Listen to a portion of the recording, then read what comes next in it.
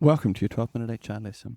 Today, we're talking about workplace norms. We're talking about the enforcement of norms and how expectations of strict enforcement of norms have gone from limp to quite strict. Limp is also a pun on Limp Bizkit, so if you really dislike Limp Bizkit, this may not be the episode for you. If you're intrigued as to how Limp Bizkit can inform workplace norms in your work, then let's go.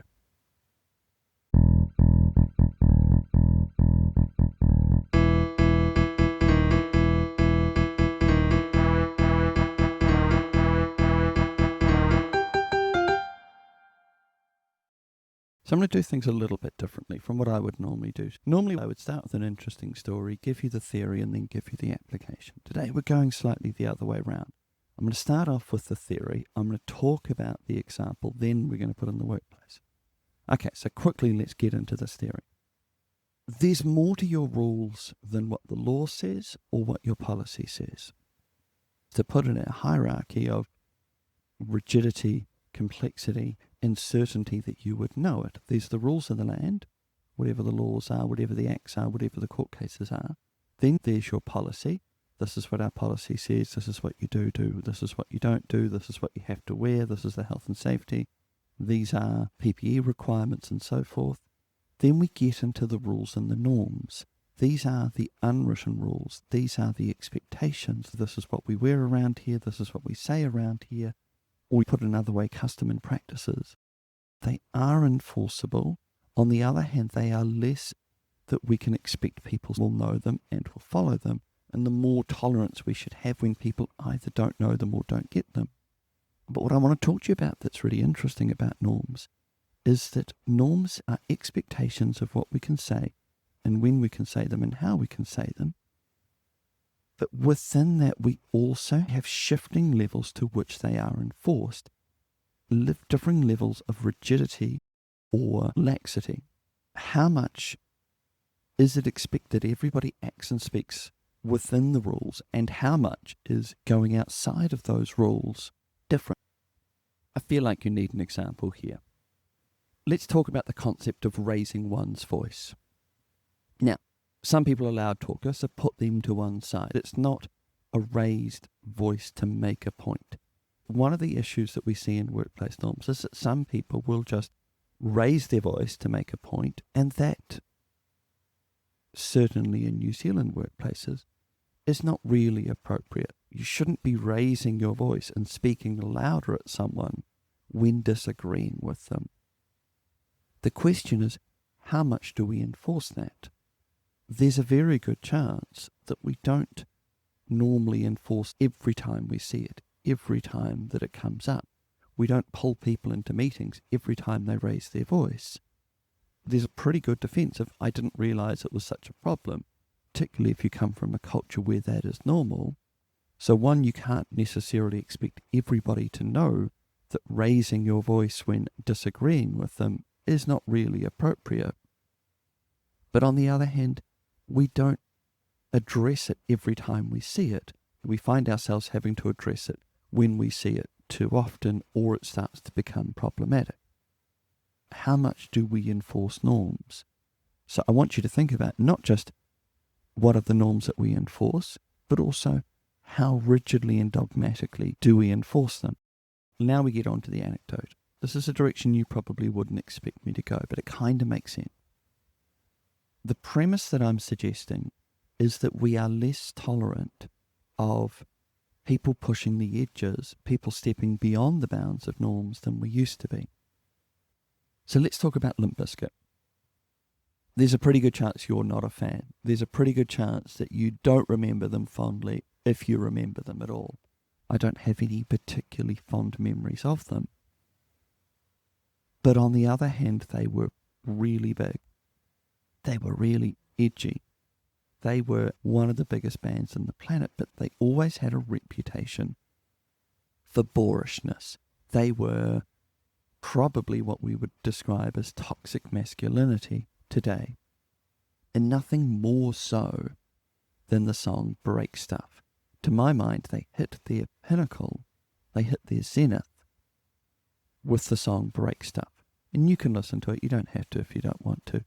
Because it essentially is a song about entitled anger and rage and indifference. I'm just angry. I want to break stuff. And that's just what I'm going to do. And I'm fine to do it. What's your problem? Is the overall gist of the song Break Stuff.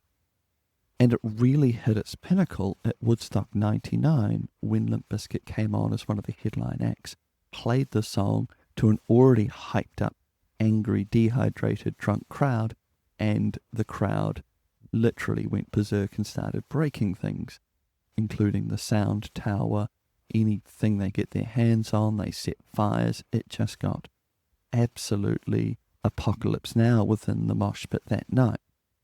So here's the interesting premise. You couldn't release Break Stuff today. You couldn't release a song about being an angry young man the way that they did back in 2000. And this is what's interesting. I'm not saying that's a good thing or a bad thing. I'm not saying the story of being young and angry is a story worth telling, but it is interesting to see.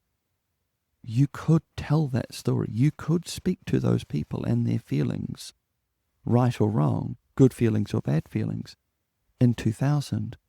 But in 2025, I would suggest you couldn't. Certainly to not get that level of popular appeal.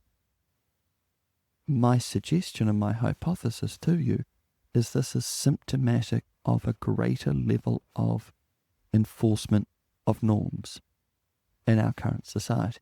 Again, I'm on the fence on this one as to whether or not this is a good thing or a bad thing, but I do think it's observable. Why do I think this is important to you in HR, in the workplace? Hopefully you can spot this. It doesn't matter if you don't. But it basically works like this. There are rules and there are norms that are not written down anywhere, but people generally know them. And people will go either to the edge or slightly over the edge. And whose job is it to bring them back in? It's ours. That's what we have to do.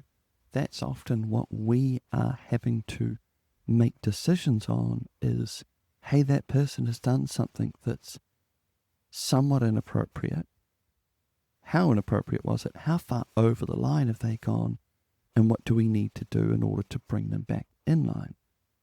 The super simplistic way is to carry some mental rulebook of these are the words that you can't say. Oh, you've said a word on the bad list. That's inappropriate behaviour. That's a warning. That's a final warning. That's dismissal. Whatever you want to do. That's extremely simplistic.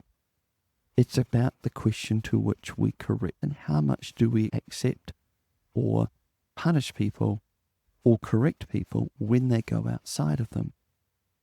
If you don't think about this every so often, I strongly suspect that you do, because it's something I have to think about all the time. How much did they go outside? How much did they know they were going outside?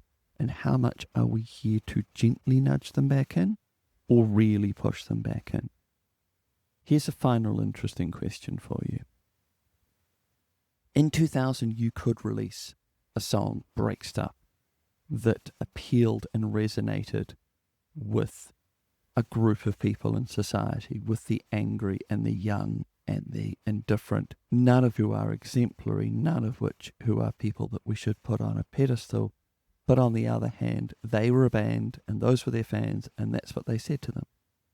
You couldn't do that now, or certainly I don't think you could do that now. Is there a time in the future in which Break Stuff will become acceptable again? Will Break Stuff ever get a renaissance?